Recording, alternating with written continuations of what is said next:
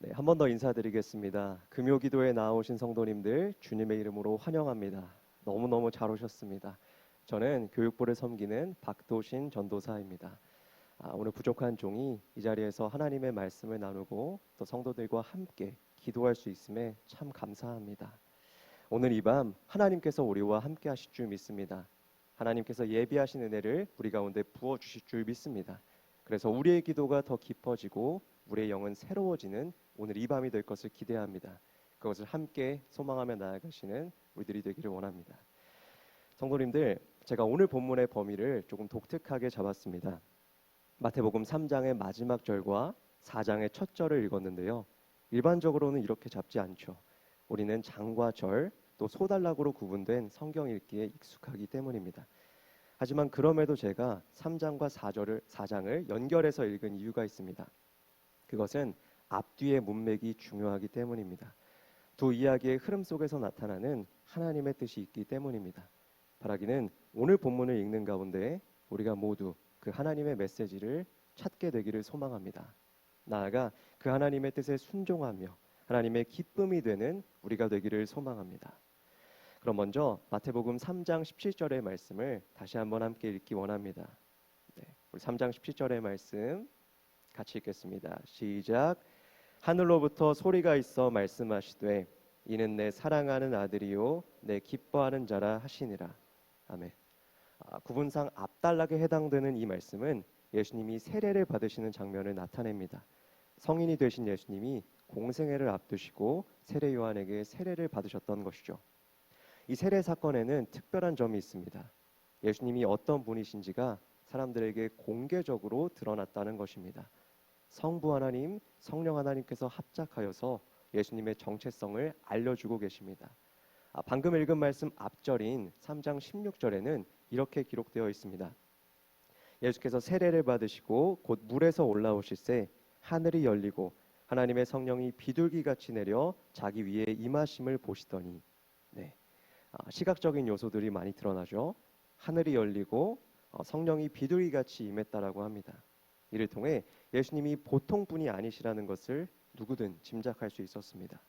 이어서 17절에서는 하늘의 음성을 통해 그 사실을 더욱더 분명하게 가르쳐주고 계십니다. 하늘로부터 소리가 있어 말씀하시되 이는 내 사랑하는 아들이요 내 기뻐하는 자라 하시니라. 아멘. 성도님들, 예수님이 어떤 분이시라고요? 네, 사랑하는 자요, 네, 기뻐하는 자라고 말씀하십니다. 이것을 하늘에 계신 하나님이 친히 음성으로 선포하셨습니다. 그리하여 그 자리에 있던 모든 사람들이 다 같이 듣게 되었습니다. 예수님 입장에서는 참으로 자랑스럽고 영광스러운 순간이 아닐 수가 없습니다. 그런데 성도님들, 바로 이 다음에 이어지는 말씀이 참 이상합니다. 아니, 앞부분과 비교할 때 너무나 모순적이기까지 합니다.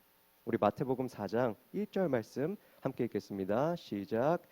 그때 예수께서 성령에게 이끌리어 마귀에게 시험을 받으러 광야로 가사. 아멘. 예수님이 어디로 이동하셨나요? 네, 광야로 가셨습니다. 아니, 분명히 방금 하늘에서 음성이 들리지 않았습니까? 예수님은 하나님의 사랑하는 아들이요 기뻐하는 자라고 말입니다. 그런데 그분이 광야로 가셨습니다. 그것도 그때의 말입니다. 예수님은 세례를 받고 올라오신 그때의 광야로 가셨습니다. 하늘로부터 이는 내 사랑하는 아들이요 내 기뻐하는 자라는 그 따뜻한 음성을 들으신 그때에 바로 광야로 가게 되셨습니다. 심지어 이 일은 어쩌다 우연히 일어난 것도 아니었습니다. 예수님은 성령에게 이끌려 광야로 가셨습니다. 그러니까 예수님의 광야행은 처음부터 하나님의 뜻 가운데 이루어진 일이라는 것입니다. 성도님들, 이게 참 이상해 보이지 않으십니까? 아니, 하나님의 사랑받는 아들이라면 만사가 형통해야 되지 않을까요? 모든 것이 일사천리로 쫙 이루어져야 하지 않을까요? 마치 시온의 대로와 같이 예수님의 인생은 앞으로 탄탄대로만을 걸어야 하지 않을까요? 그렇게 생각하는 것이 너무나 상식적이고 당연하게 여겨집니다. 하지만 성도님들, 예수님의 발자취는 우리의 생각과 달랐습니다. 하나님의 아들이신 예수님은 곧장 광야로 가게 되셨습니다. 잘 아시는 것처럼 광야는 결코 사람에게 친숙하거나 편안한 곳이 아니었습니다. 광야는 예수님은 광야에서 40일을 밤낮으로 금식하시며 극도의 굶주림을 느끼셨고요. 또 마귀에게 몇 차례나 시험을 받으셨습니다. 이 세상의 물질에 대하여, 명예와 권력에 대하여 시험을 당하셨습니다. 한마디로 사람이 참 견디기 힘든 그러한 상황과 환경에 놓이셨다라는 것입니다. 성도님들, 이게 대체 무슨 일일까요? 분명히 사랑하는 아들이라고 했으면서 곧장 광야로 보낸다니요. 인간적인 생각으로는 이러한 전개가 잘 이해가 되질 않습니다. 우리가 예수님 입장이라면 틀림없이 광야를 달가워하지 않았을 것입니다. 우리 중에 그 누구도 고난을 그 자체로 즐기는 사람은 없기 때문입니다. 성도님들, 그럼 이러할 때는 어떻게 해야 할까요? 우리가 성경을 읽다 보면 이렇게 우리 본성에 거스르는 말씀을 나올 때가 있죠. 물론 우리 안에 은혜가 충만할 때는 그런 말씀도 자연스럽게 소화되기도 합니다. 하지만 또 많은 경우에는 그 부분에 막혀서 더 이상 나아가기가 어려울 때가 있습니다. 저도 이 지점에서 끙끙댔는데요. 나름대로 찾게 된 방법을 소개하고자 합니다. 성도님들, 그럴 땐 이렇게 한번 해보시겠습니까? 이해가 안 되는 쪽 말고 이해가 되는 쪽부터 굳게 믿는 것입니다. 우리 마음에 부담스러운 말씀 말고 먼저 편안하게 다가오는 말씀부터 온전히 받아들이는 것입니다. 그럼 한번 선택해 보시겠습니까? 마태복음 3장 17절의 말씀과 4장 1절의 말씀 중에 어느 쪽이 더 편안하십니까? 당연히 3장 17절이 훨씬 나으시죠. 시험, 광야라는 단어보다 사랑, 기쁨이라는 단어가 훨씬 더 부드럽습니다. 그러면 이제 그 말씀을 하나님의 말씀으로 받아들이시기 바랍니다. 아, 예수님은 하나님의 사랑하는 아들이시구나. 예수님은 하나님의 기뻐하는 자이시구나 라는 사실을 진리로 받아들이시는 겁니다. 뿐만 아니라 우리 자신도 하나님의 사랑받는 자녀라고 여기시는 것입니다. 우리도 창세전의 택정함을 입고 예수님 안에서 하나님의 자녀가 되었음을 다시금 온몸으로 받아들이는 것입니다. 우리 시간에 한번 가슴에 손을 얹고 따라해 보시겠습니까? 나는 하나님의 사랑받는 자녀입니다. 나는 하나님의 사랑받는 자녀입니다. 아멘. 그리고 그 말씀을 전제로 삼아 보십시오. 하나님의 사랑에 기초하여서 4장 1절을 다시 바라보는 것입니다. 그렇게 하면 우리가 기존에 가지고 있었던 두 가지 오해가 풀리게 될 줄 믿습니다. 첫 번째로는 광야에 대한 오해입니다. 성도님들, 광야는 하나님의 징계나 형벌이 아니라 사랑의 축복입니다. 하나님의 선물입니다. 이 사실이 받아들여지는 은혜가 있기를 간절히 원합니다. 보통 성도가 광야를 마주하게 되면 흔히들 보이는 반응이 있습니다. 내가 뭘 잘못해서 이런 시련을 겪는 걸까? 아니면 하나님께서 왜 나에게 이런 시련을 허락하시는 걸까? 하는 것입니다. 그 이면에는 광야를 무조건 나쁜 곳으로, 부정적인 곳으로 인식하는 태도가 담겨 있습니다. 그러나 성도님들, 우리가 무엇을 전제로 삼기로 했습니까?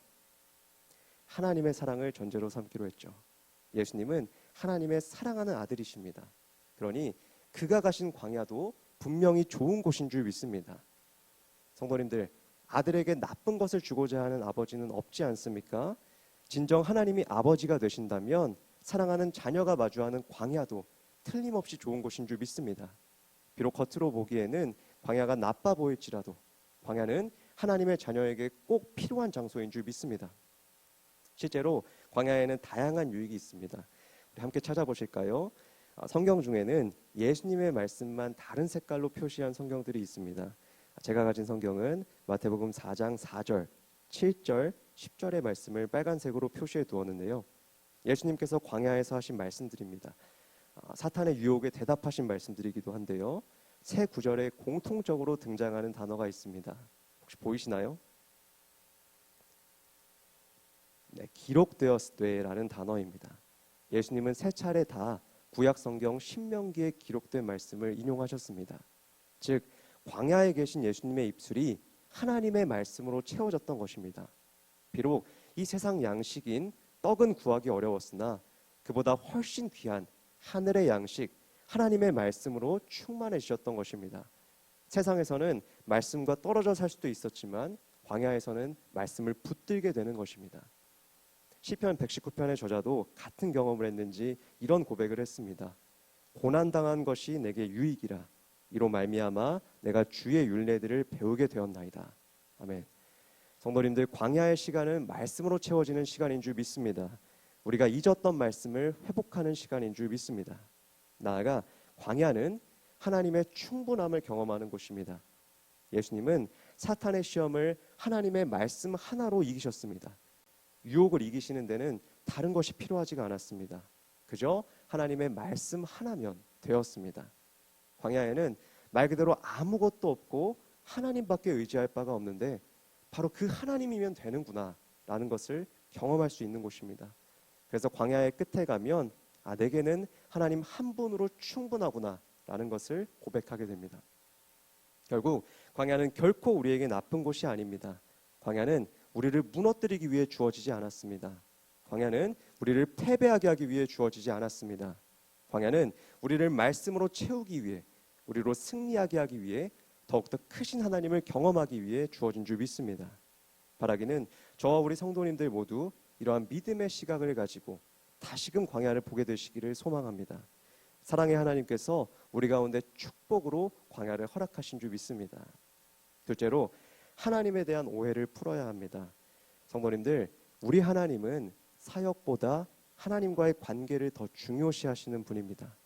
사역보다 관계가 더 우선인 분이십니다. 우리가 아까 읽은 예수님의 세례 본문은요, 소위 왕의 대관식과 비견이 됩니다. 성경학자들은 이는 내 사랑하는 아들이요 내 기뻐하는 자라, 이 부분을 시편 2장 7절과 이사야 42장 1절 말씀을 합한 것으로 여깁니다. 쉽게 말해서 예수님은 이스라엘이 기다려온 참된 왕이시라는 것입니다. 이분이 바로 앞으로 이스라엘을 구원할 메시아라는 것입니다. 따라서 새로운 왕이 즉위할 때 왕관을 쓰며 왕위로 등극하듯이 예수님은 이 세례를 통해서 모든 인류의 왕으로 등극하게 되셨습니다. 그렇다면 성도님들, 이제 예수님은 왕으로서 바로 일을 해야 하지 않으실까요? 빨리 아픈 사람을 고치시고 배고픈 사람을 먹이시고 바로 하나님 나라를 이 땅에 이루시는 그러한 일들을 시작하셔야 하지 않을까요? 그게 왕으로서 기대되고 요구되는 역할이겠죠. 하지만 성도님들, 하나님은 그렇게 하지 않으셨습니다. 하나님은 예수님을 먼저 광야로 부르셨습니다. 공생의 사역보다도 광야의 시간을 먼저 갖게 하신 것입니다. 아니, 예수님 정도면 굳이 시험이 필요할까 싶은데요. 그런데도 하나님은 굳이 예수님을 광야로 부르셨습니다. 왜 그러셨을까요? 아까 전제 기억하시죠? 예수님은 하나님의 사랑하는 아들이시기 때문입니다. 아버지 하나님은 사랑하는 아들이 자기에게 집중하기를 바라셨던 것이죠. 광야 안에서 부자 간의 돈독한 시간을 갖기 원하셨던 것입니다. 그 아버지의 마음을 우리가 어떻게 뭐라고 할 수가 있겠습니까? 하나님은 당연히 예수님을 통하여 세상을 구원하실 것입니다. 그러나 그보다 먼저 아들과 독대하며 시간을 보내기 원하십니다. 자기 아들과 친밀한 관계를 쌓는 것 없이 그저 아들이 사역만 잘 완수하는 것은 의미가 없다고 여기시는 것입니다. 그건 아버지에게도 아들에게도 아무것도 남지 않는 일일 뿐인 것이죠. 사랑하는 성도님들, 우리도 이 사실을 기억하며 적용할 수 있기를 소망합니다. 하나님은 사역보다 관계를 더 중요시하십니다. 당신의 자녀인 우리가 일을 잘하는 것보다도 하나님과의 친밀한 관계를 먼저 쌓아나가기를 원하십니다. 참 아이러니하게도 교회 안에서 직분을 맡은 사람일수록 이 사실을 잊어버릴 때가 많은 것 같습니다. 당장에 해야 할 사역 때문에 하나님과의 관계는 소원해져 가는 것이죠. 그 사실을 모르고 지나가 버리기도 하고요. 알면서도 애써 감추며 이전의 생활을 반복하기도 합니다. 멀리서 예를 찾을 것도 없습니다. 다름 아닌 제가 그렇게 살고 있었습니다. 저는 작년에 신대원을 졸업하고 시흥교회에 부임하게 되었는데요. 하나님께서는 저에게 초등부와 영어 예배부라는 두 부서를 맡게 하셨습니다. 초보 목사 후보생인 저에게는 그 두 부서를 섬기는 것도 결코 쉬운 일이 아니었습니다. 그래서 작년에는 더 하나님께 매달렸던 것으로 기억합니다. 제가 이 사역을 할 수가 없으니 하나님 도와달라고 더 기도의 자리로 나아갔던 것 같습니다. 그런데 그렇게 하는 가운데 하나님께서 은혜를 부어주셨고 사역을 평안히 인도하셨던 것을 돌아봅니다. 그런데 올해는 참 많이 달라졌습니다. 우선 제가 맡은 일이 더 많아졌습니다. 제가 글쎄 교육부 전체를 총괄하는 교역자가 된 것입니다. 저는 두 부서를 감당하기도 부족한데 제가 모든 부서를 돌아봐야 하는 것입니다. 이건 애초에 제 역량으로, 제 짧은 목회적 경험과 지식으로 할 수 있는 일이 아니었습니다. 그럼에도 불구하고 제게 맡겨진 사역이니까 해야겠죠. 그렇다면 성도님들, 제가 무엇에 힘을 더 썼어야 할까요? 당연히 기도의 힘을 더 써야 했겠죠. 작년에 한 것처럼, 아니 그 이상으로 훨씬 더 하나님께 나아가야 했습니다. 하나님과의 관계를 그 무엇보다 우선시해야 했습니다. 어차피 제가 맡은 사역은 제 힘으로 할 수 있는 일이 아니었기 때문입니다. 그런데 성도님들, 부끄럽지만 어리석은 제가 그렇게 하지 못했습니다. 밀려오는 사역들이 부담이 되어서 그저 쳐내기에 바빴습니다. 하나님과의 관계가 나빠져 가는데도 눈앞의 사역을 처리하는 데만 급급했습니다. 하나님을 의지하지 않고 제 힘으로 해보려고 애를 썼습니다. 근데 그렇게 하고 어떤 결과를 마주했냐면요, 제 몸이 지치고 제 마음의 기쁨이 사라졌습니다. 제 주변의 소중한 관계들은 깨어짐의 위협을 받았습니다. 한참 잘못된 길로 갔던 것이죠. 솔직히 아직까지도 이 상태를 완전히 벗어나지 못한 것 같습니다. 이 시험을 넉넉히 이겨내지 못한 것 같습니다. 지금 저는 이제서야 제 상태를 인식하고 광야 입구에 서 있는 기분입니다. 성도님들, 저는 이 광야를 꼭 지나가기 원합니다. 이 광야 속에서 저를 사랑하시는 하나님을 다시금 만나게 되기를 소망합니다. 그 하나님과 친밀한 관계를 이뤄나가기를 간절히 소원합니다. 사랑하는 성도님들, 때때로 하나님께서도 성도님들에게 말씀하실 것입니다. 사랑하는 자여 광야로 오라. 사랑하는 자여 광야로 오라. 부디 이 하나님의 음성이 두려운 협박이 아니라 따뜻한 초대로 여겨주시기를 간절히 소망합니다. 광야는 우리에게 좋은 곳인 줄 믿습니다. 그곳에 아버지 하나님께서 계시기 때문입니다. 그러니 하나님께서 광야로 우리를 부르실 때 회피하지 않는 저희들이 되기를 소원합니다. 두려워 숨지 않는 저희가 되기를 원합니다. 오히려 기쁨으로 광야 속에 들어가는 우리가 되기를 소망합니다. 기꺼이 광야길을 선택하는 우리가 되기를 소망합니다. 그리하여 광야 끝에 서서 한 시편 저자의 고백처럼 하나님께 가까이함이 내게 복이라, 하나님께 가까이함이 내게 복이라 확신에 차 고백하는 저와 우리 시흥의 모든 성도님들 되시기를 간절히 소망합니다. 네, 우리 이 시간 기도함에 앞서서 찬양으로 나아가기를 원합니다.